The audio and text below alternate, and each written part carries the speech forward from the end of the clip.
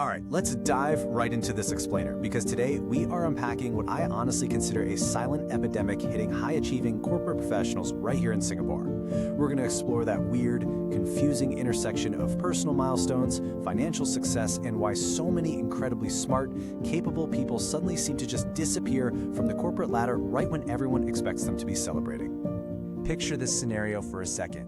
You've worked your absolute tail off. You've meticulously saved up every spare dollar. You survived the brutal balloting anxiety, spent months agonizing over the perfect renovation, and finally, you've unlocked the door to your very own BTO flat. You have officially checked off one of the absolute biggest, most stressful boxes on the quintessential Singaporean life checklist. You're holding those keys, and it feels pretty monumental. And hey, it doesn't stop there. You had the big, beautiful wedding, you recently cracked that comfortable salary bracket you've been grinding for since graduation, you're at a point where you aren't really sweating over restaurant prices anymore, and you can easily book a decent holiday when you want a break. On paper, this is the exact life you mapped out on your goal sheet 5 years ago. Everything is, by all accounts, absolutely perfect. But then, instead of feeling deeply fulfilled, you wake up one morning with this massive, heavy sense of Sunday night dread, even when work is entirely fine. You sit down at your desk, stare at a complex spreadsheet, and just hit a total wall of visceral apathy. You find yourself completely disconnected, staring at the ceiling thinking, okay, what now? You haven't reached the ultimate finish line of life, but you hit these massive milestones, and your motivation has just completely vanished. Now, if you're feeling this, you absolutely need to know it's not a personal failure. It's actually a well-documented psychological concept known as hedonic adaptation. Think of it as a built-in evolutionary survival mechanism designed to just keep us striving. Whether you just bought your dream house or landed a huge promotion, what feels like an incredible high simply normalizes within about 6 to 12 months. It's the classic hedonic treadmill. You sprint as fast as you can to grab the prize, but eventually, your brain just resets back to its baseline level of happiness. A local psychologist looking at this exact slump explains the mechanics so perfectly. Our motivation actually comes from a comparison mechanism in our brains. It's an unconscious process that's constantly comparing where we are today to our target goal. Imagine you're climbing a mountain. Your brain feeds you dopamine to keep you pushing upward. But the exact second you hit that peak, the brain goes, okay, job done, and literally shuts off the fuel supply. That mechanism suspends itself, causing your drive to just crash into lethargy. And you know, this psychological trap totally spills over into our finances, especially in a high-cost environment like ours. Over on the Singapore FI forum, users describe this brilliantly as upgrading from a 500 milliliter bowl of basic finite needs to a giant 5-liter bowl of infinite wants. Suddenly, you aren't just happy with a roof over your head, you're stressing over upgrading to a $1 million condo, aiming for a Continental car, paying $100K for a COE, and managing the intense pressure of private tuition for the kids. You might have 4 times the success you used to, but in that massive new 5-liter bowl, your life still feels completely empty. So, what exactly happens when you drag this heavy, post-milestone emptiness directly into your Monday morning team meeting? Let's take a look at how this plays out in the modern Singaporean workplace.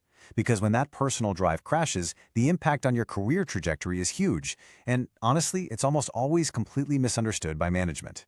Organizational psychologists actually split your work into 2 very distinct buckets. First, you've got contracted effort. That's literally what you're paid to do, replying to emails, finishing the weekly report by Friday, keeping those KPIs green. But the second bucket, that's discretionary effort. And this is where the magic happens. It's the unprompted mentoring of a junior, the weekend brainstorming in the shower, genuinely caring about the company's long-term vision. The wild part is, companies can only strictly measure your contracted effort. They are completely blind to your discretionary energy. Let's look at a super relatable high performer. Let's call him Marcus. Marcus is the guy everyone runs to when a project is literally on fire. He's been at his company for 8 years, running the meetings, hitting every single metric. But internally, after crushing his big life milestones, he is experiencing this huge crash in motivation. He's quietly stepping on to what workplace experts call the discretionary effort cliff. When high performers like Marcus hit this slump, they don't just rage quit overnight because they suddenly hate their jobs.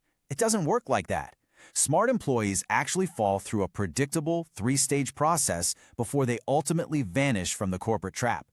Stage 1 is all about noticing. Marcus stops working blindly inside the machine and starts actually reading it. The rose-tinted glasses come off. He suddenly notices the glaring gap between what the company preaches about work-life balance and the grim reality of 9 p.m. Sunday emails.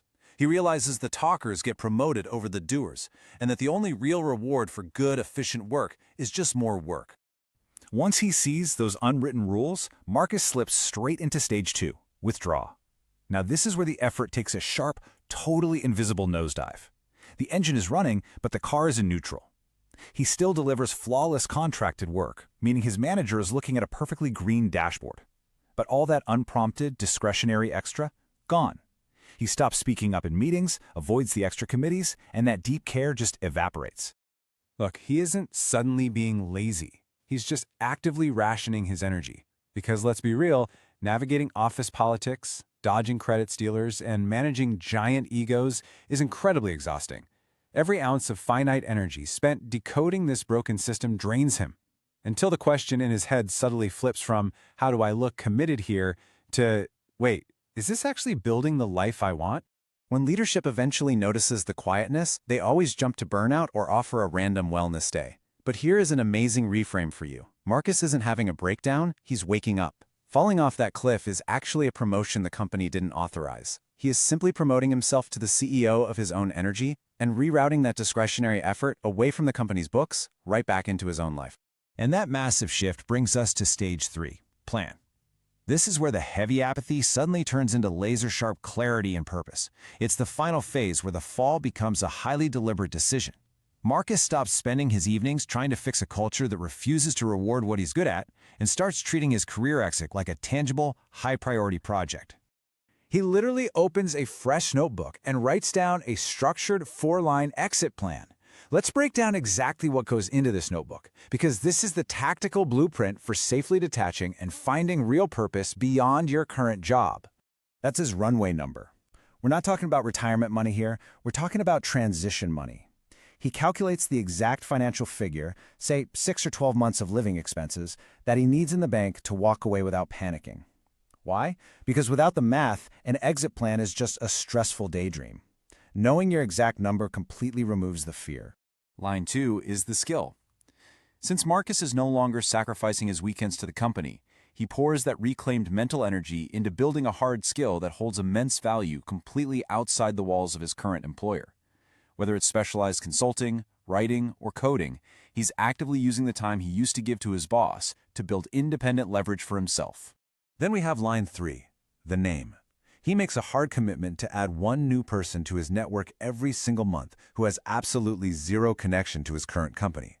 Marcus realizes that in the corporate trap, your reputation only exists on your current org chart. If you want to find purpose, you desperately need weak ties, people in entirely different industries who can show you completely different ways to live and work. Finally, line 4 is the metric.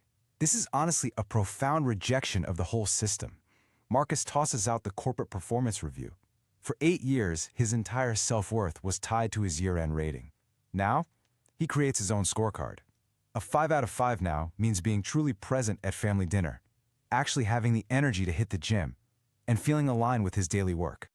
By shifting all his focus to this simple notebook, Marcus turns his post-milestone slump into absolute rocket fuel. By the time he actually hands in his resignation letter, his manager will be completely blindsided. But Marcus, he's completely calm. He didn't just impulsively quit out of nowhere. He spent a year compounding this bridge into the daylight through hundreds of tiny, deliberate decisions.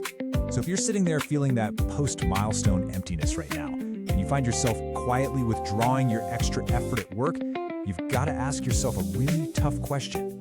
Are you going to just keep sleepwalking until you fall off the cliff by accident, waiting for the system to magically change? Or are you ready to open your notebook today, reclaim your energy, and start engineering your own bridge on purpose?